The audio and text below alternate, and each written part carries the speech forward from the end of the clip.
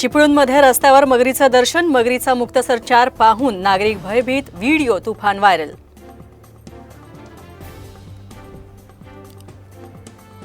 लोणावळ्यातील पर्यटन स्थळी पर्यटकांना संध्याकाळी 6 नंतर बंदी, पुणे जिल्हाधिकाऱ्यांचे आदेश।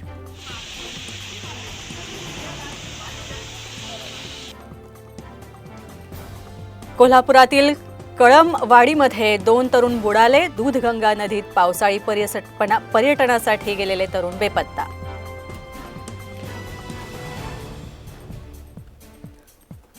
पुणे मेट्रोचा नवीन विक्रम, 30 जूनला पुणे मेट्रोच्या प्रवासी संख्येत दुपटीने वाढ, एका दिवसात 24,15,000ची केली कमाई। दूध उत्पादक आंदोलकांसोबत महत्त्वाची बैठक, राधाकृष्ण विखे पाटलांसोबतच्या बैठकीला प्रमुख दूध संघाचे पदाधिकारी उपस्थित।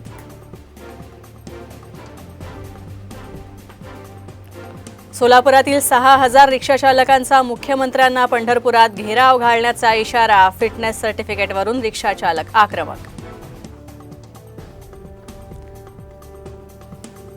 नवी मुंबईमध्ये कायद्याचं उल्लंघन करणाऱ्या बारवर हतोडा, बेलापूर, कोपरखैरणे, नेरूळ आणि तुर्भेमधल्या बारवर कारवाई।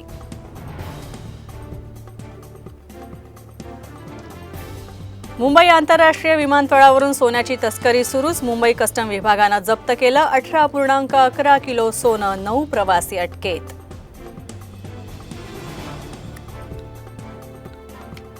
राजकारणात भाग घेतो, फटाके फोडतो म्हणून नंदुरबारमध्ये एकाला जबर मारहाण, शहादा पोलीस ठाण्यामध्ये 6 जणांच्या विरोधात गुन्हा दाखल।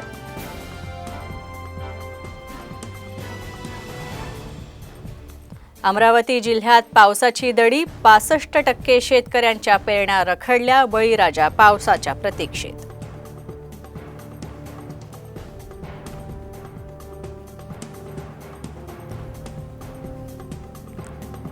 लाडकी बहीण योजनेचे फॉर्म भरण्यासाठी शहाद्यात महिलांची तुफान गर्दी, फॉर्म भरण्यासाठी आलेली महिला चक्कर येऊन पडल्यामुळे गोंधळ।